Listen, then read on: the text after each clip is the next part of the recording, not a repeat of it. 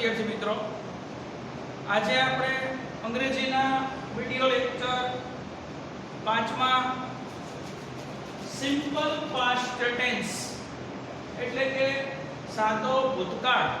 આની પહેલા મેં તમને વિડિયો લેક્ચર 4 ની અંદર સિમ્પલ પ્રેઝન્ટ ટેન્સ નો ઉપયોગ સમજાવ્યો હતો, એના અમુક નિયમો સમજાવ્યા હતા, એની 5 પ્રકારની વાક્ય રચના સમજાવી હતી. એ તમને બરાબર યાદ રહી ગયું હશે.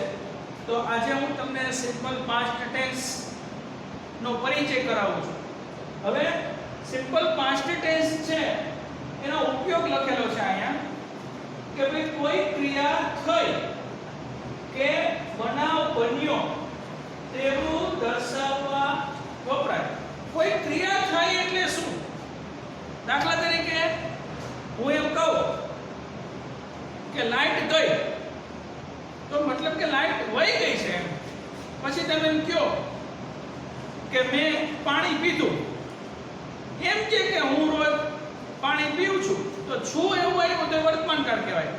પછી એમ કે મેં પાણી પીધું, પીધું મતલબ કે એ જે ક્રિયા છે એ હજી હમણાં પૂરી થઈ. તો જે કામ થયું હોય અથવા તો જે ક્રિયા પૂરી થાય, કોઈ બનાવ બને, એને દર્શાવવા માટે સાદા ભૂતકાળથી એવું વાક્ય લખવાનું હોય છે. અહીંયા એક વાક્ય ગુજરાતીમાં લખેલું છે, મેં ચા પીધી. તો મેં એટલે એનું કર્તા છે આઈ, પછી પીધી એટલે ડ્રિંક. જો ડ્રિંક છે એ ડ્રિંક નું V2 છે, આઈ ડ્રેન્ક. પછી વધ્યું છે શું? ચા. તો આઈ ડ્રેન્ક ટી. હવે આ જે V2 છે એ V2 થી તમે બધા પરિચિત છો. તમને બધાને ખબર છે કે ભાઈ V1 કોણ કહેવાય, V2 કોણ કહેવાય, V3 કોણ કહેવાય. આ બધી વસ્તુ તમને ઓલરેડી ખ્યાલ છે, બરાબર? તમારી જે વર્કબુક છે, વેરી યુઝફુલ વર્કબુક, એ તમારા બધા પાસે છે અને તમે એમાં જોઈ શકો છો, બરાબર? હવે એટલે અહીંયા V2 આવે છે. ત્યાર પછી કાળદર્શક શબ્દો છે કે ભાઈ કોઈ વાક્ય છે એ કયા કાળનું છે એ આપણે નક્કી કરવું હોય તો આપણે કેવી રીતે નક્કી કરી શકીએ? તો અમુક કાળદર્શક શબ્દો એ વાક્યમાં હોય. અહીંયા લખેલું છે કે યસ્ટરડે. યસ્ટરડે એટલે ગઈકાલે, બિફોર એટલે પહેલા, આફ્ટર એટલે પછી, લાસ્ટ ડે એટલે છેલ્લા દિવસે. હવે અહીંયા ડે ની જગ્યાએ બીજો શબ્દ આવે, last week, last month,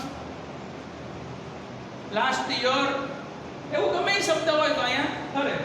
ago, ago એટલે પહેલા થાય. ત્યાર પછીનો શબ્દ છે પ્રેવિયસ. પ્રેવિયસ એટલે પહેલાનું. પછી ઇન ધ પાસ્ટ એટલે ભૂતકાળમાં. વન્સ એટલે એકવાર અથવા તો વન્સ અપોન અ ટાઈમ. કોઈ આપણે જે સ્ટોરી કહેવી હોય ત્યારે આપણે કંઈક એક વખત આમ હતું, તો વન્સ અપોન અ ટાઈમ.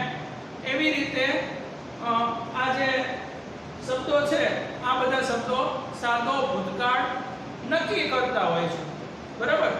આની અંદર તમારે યાદ એટલું રાખવાનું છે કે ભાઈ સાદા ભૂતકાળની અંદર જે ક્રિયાપદ છે એ V2 આવે, બરાબર? હવે આની પછીના જે વિડિયો લેક્ચર આપણો હશે ત્યારે હું તમને આ સાદા ભૂતકાળની 5 વાક્ય રચના કેવી રીતે બને છે, એનું બંધારણ શું છે, એના વિશે હું તમને માહિતી આપીશ. આજનું કામ ઓવર.